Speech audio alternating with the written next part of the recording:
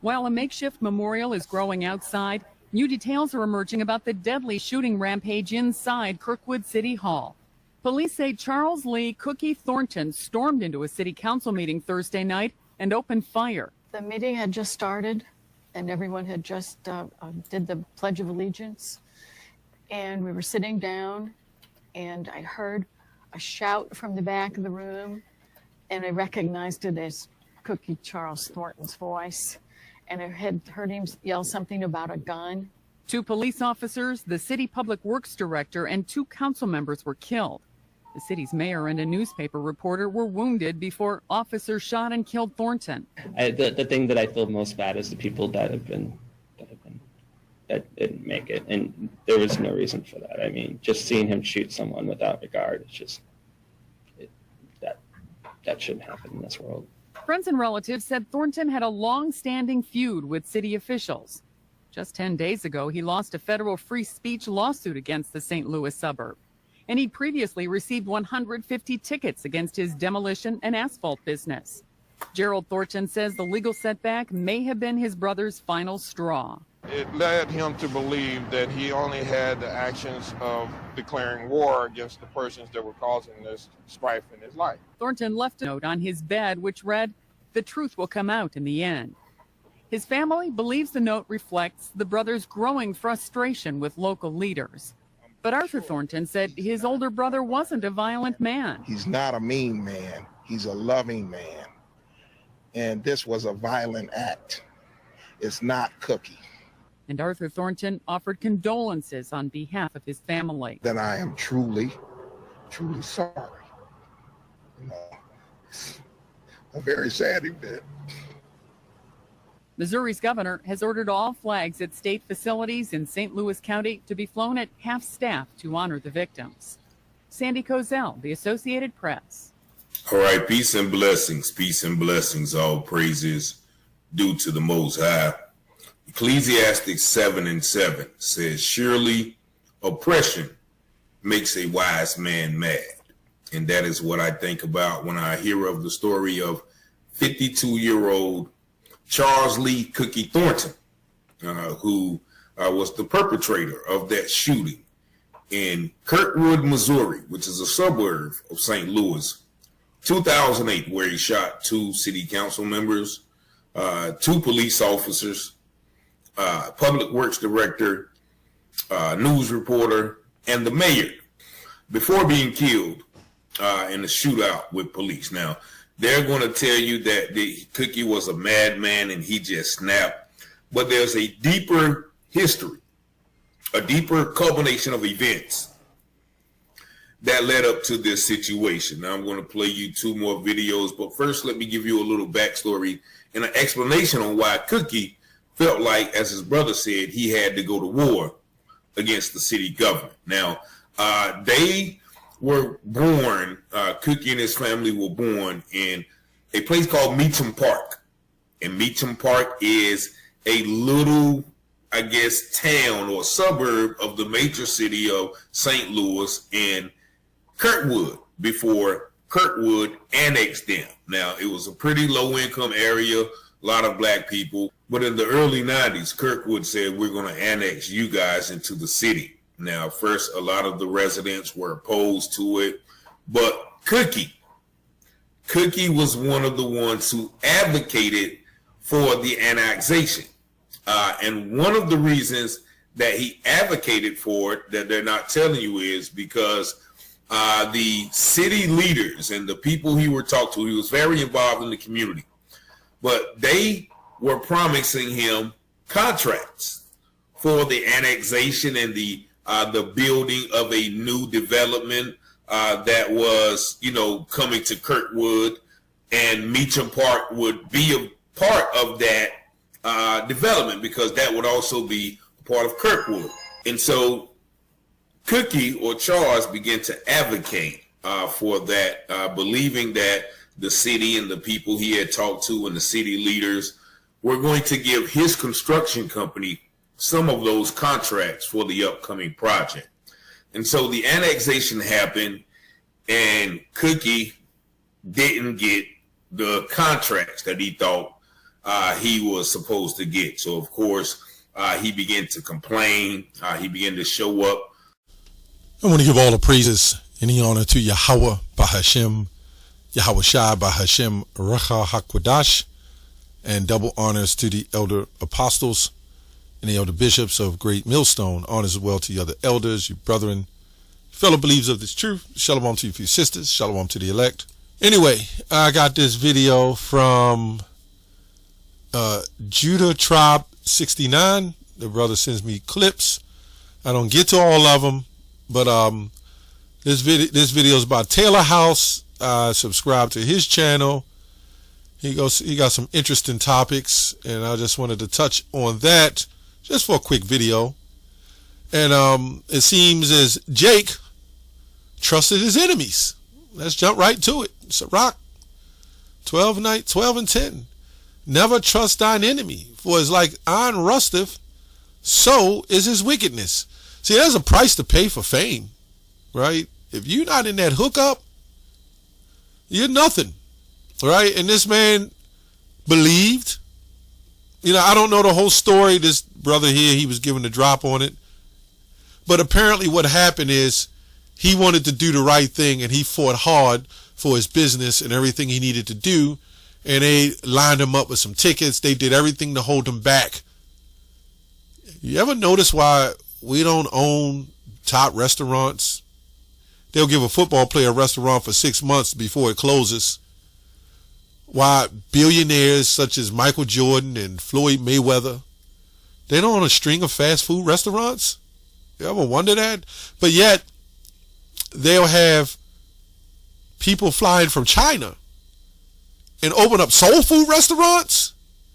Yeah, okay. Sounds like, if any of you don't know, a GMS breakdown of Lazarus and the rich man. You will see in a nutshell that he's rich, the Edomites, the top elites, how they run things, and how we in torment. And it will reverse. But in our torment now, the other nations are zooming in, right, to help with the affliction, the dogs that lick the wounds. And this is what happened. And it's still happening. And it's kind of crazy because this same nation talks about, it's not about racism, right? It's not about black. It's not about white. It's talking about all people united. But they still make a separation in culture. You'll see Joe Biden standing up there with the HBCU. If it's not about racism and it don't have nothing to do with race, why the hell is there a HBCU? You see what I'm saying? Why is there an application to ask your ethnicity when you go for a job, a home, you know what I'm saying? Or damn near some cases in a hospital. They all want to know your ethnicity. And why is everybody talking about cultural mixing? All right? Why are they making that an issue? See, because they're keeping it alive behind the scenes, slowly integrating you to be like everyone else. That's another video. Though he humble himself and he go a crouching, yet take good heed and beware of him. Thou shalt be unto him as thou hast wiped a looking glass. You won't be able to figure you out. Right? See, and that's what our people do. They get these accomplishments.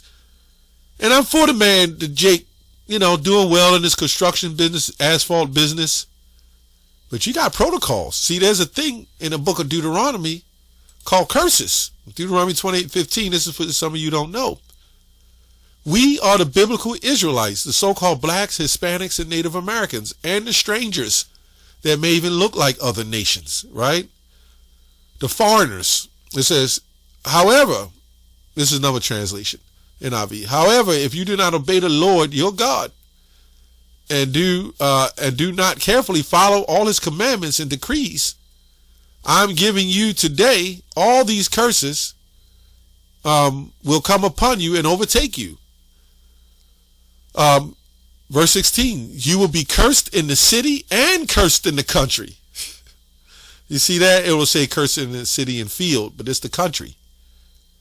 First of all, this whole country is citizen, right? It's one city. I mean, they do have what you call the United States of America, where they're united, but they got all different laws, but they united against our asses. That's what they're united against. That's why they would do everything to keep your black ass down.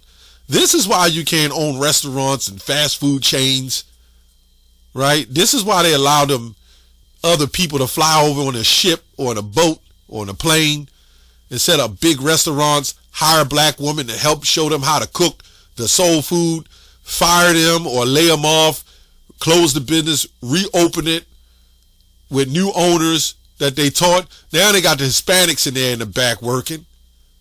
Yeah, it's a conspiracy. Anyway, your basket and your kneading dough trough will also be cursed. Your clothes. The fruit of your womb will be cursed. You see what I'm saying? That's even another video. But now your children come out and they don't understand the world as it is, so they play and they run around. They put in those schools, they grow up, and that's when the hell, as they grow up, the hell begins, right? Then they set up the Planned Parenthood for the men.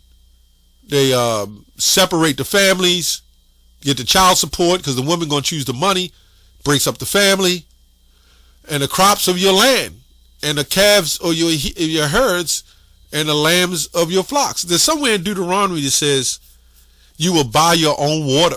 I think it's in this chapter. You will buy your own food. That's crazy. You will be cursed when you come in and cursed when you go out. See, these are the curses. So, I don't want to make the video long. I mean, all you got to do is read the curses. Let's go to 68 verse. The Lord will send you back into Egypt on your journey.